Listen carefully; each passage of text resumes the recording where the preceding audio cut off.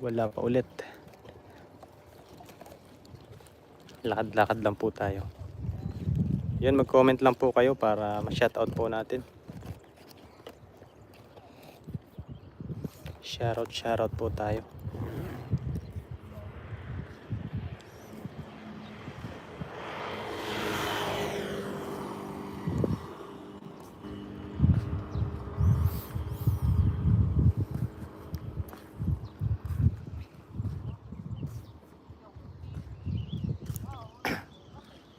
Huwag i-swiss na.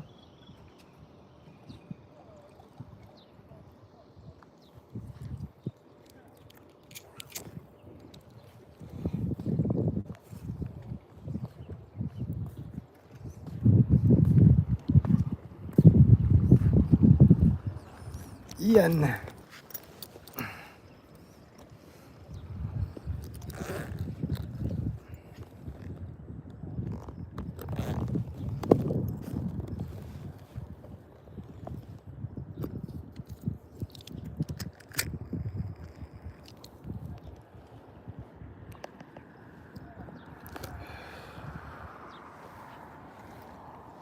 Comment lang po kayo mga ahasang. Di pa po tayo makapag-ilog.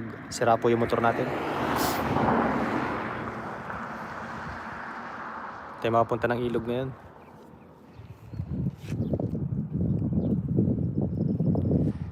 Dito na lang po tayo. Kuha-kuha lang po tayo ng mga seafoods. O mga tilapian dagat. Pag wala po ay hindi sa palengke. No choice po, baka po masiraan tayo doon sa daan. 1 oras din po ang biyahe mula dito. Baka po mamaya ay doon, pupunta po tayo doon sa may Lagusan. Pag maganda pa rin po ang panahon. Ang huli po tayo ng pang-ulam.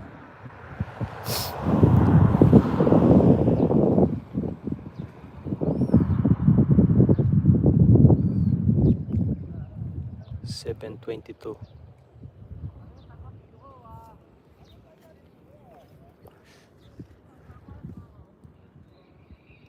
Yun know, ay may hinahagis pa silang ibang kulay. Yung ano, tawag doon, masa.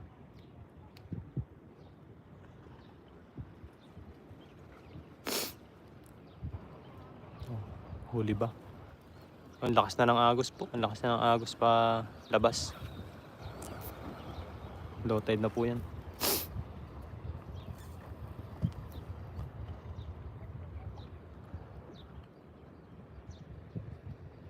Marami din po kasing Taiwanese na nagbablog.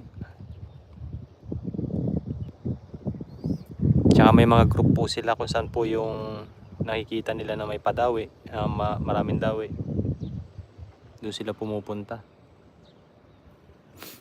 Mamahal po ng mga gamit ng mga yan. Yung rod na lang po at saka yung reel. Yung ano na lang po, yung stick na yun, yung palutang. Patawagin na yung floater. Ano na po yan, 500 ang isa. 500 NT. Sa atin ay sa Pinas, nasa ano na yun? Nasa 900 o 800 pesos. Paano pa yung mga reel? Yung iniikot. Mababa na ang 5,000. Hindi ka. Nasa ano na sa atin yun? 9,000 peso mahigit. Pero yung binibili ko po ay mumurahin lang, mga second hand. Gusto ko lang din po kasi matuto ng mga ganyan. Pero napagpadawi po tayo ng malalaki doon sa kabila. Doon yun, no?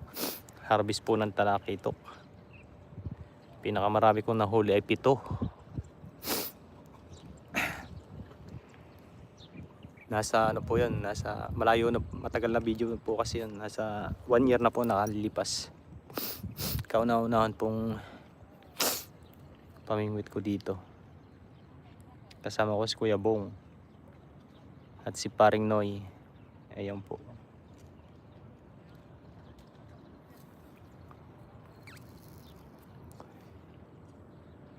Low tide na po yan. Pag nakikita na yan